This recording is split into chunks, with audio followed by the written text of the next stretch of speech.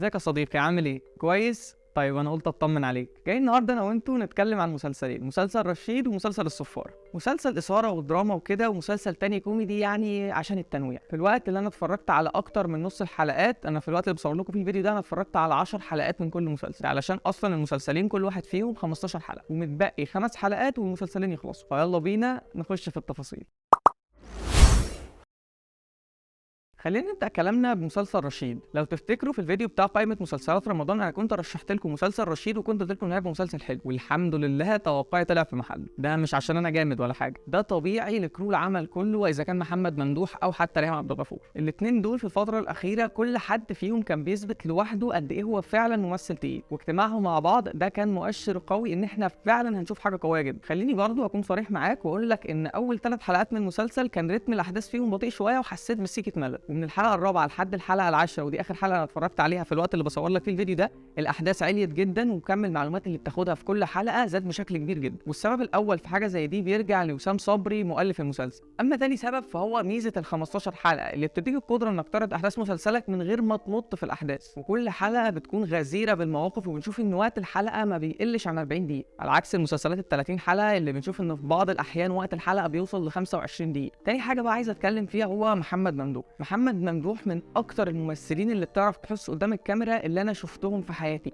وحرفيا قادر يمسك مشاعرك يعصرها وانت بتتفرج. والحلقه السادسه والسابعه كانوا خير دليل على الكلام اللي انا بقوله لك ده. المشهد يا جماعه لما كان دخل السجن وكان نايم على السرير ومتغطي، والمساجين اللي حواليه كانوا بيحفلوا عليه وهو كان نايم وعمال يعيط، المشهد ده كان عظيم بكل تفاصيله. ندخل بقى على ريهام عبد الغفور، وهي عامله دور يعني لطيف لحد دلوقتي، لكن بالنسبه لي لحد دلوقتي فنجم المسلسل ده هو محمد ممدوح بكل تاكيد. تاني حد عايز اتكلم عنه هو حسن مالك. حسن مالك انا قلت ان هو قدم دور وحش قوي في فيلم المطاريد، وان هو ما كانش بيمثل، وده كان رايي انا، لكنه في مسلسل رشيد عامل دور العيل السرسجي الديلر النتن زي ما بيقول الكتاب. واضح ان هو تعب جدا في الدور ده واشتغل عليه وعلى تفاصيله، لان للاسف معظم الممثلين لما بييجوا يعملوا الدور ده بيقعوا في فخ الافوره، وللاسف بيكون شكلهم مفتعل. فتقديري واحترامي لمسلسل رشيد، واعتقد كفايه كلام قوي كده عن المسلسل ده، ويلا بينا نروح نتكلم شويه عن مسلسل الصفارة.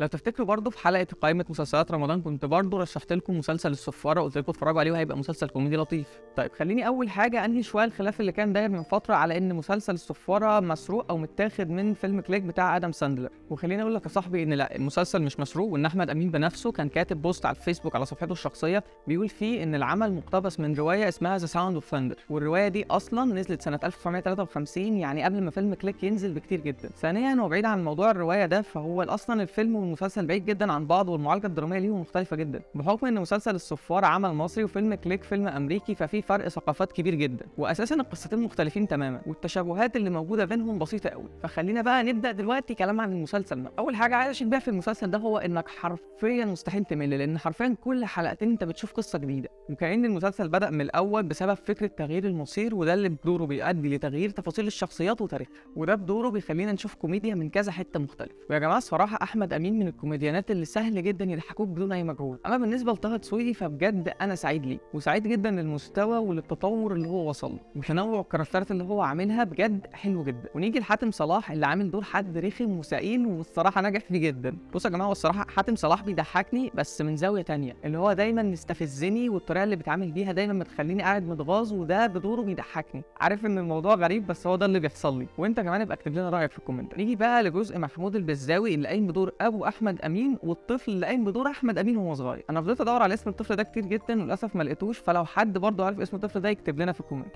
الطفل ده شاطر قوي بجد، ممثل حلو جدا، ونادرا لما بشوف اطفال في السينما المصريه بيعرفوا يمثلوا. الحاله اللي بتبقى في مشاهد محمود البزاوي والطفل ده بتبقى مبهجه جدا، وحقيقي بيبقى فيها روح حلوه قوي. بس ده كان كل اللي عندي النهارده. المسلسلين لطاف جدا، ولسه باذن الله لما المسلسلات يخلصوا ممكن يكون في فرصه اجي اتكلم عنهم تاني. بس وفي النهايه لو بتتفرج علينا من فيسبوك ما تنساش تعمل لايك وكومنت وتعمل شير للفيديو، ولو بتتفرج علينا من يوتيوب ما تنساش تعمل لايك وكومنت وتعمل سبسكرايب للشانل.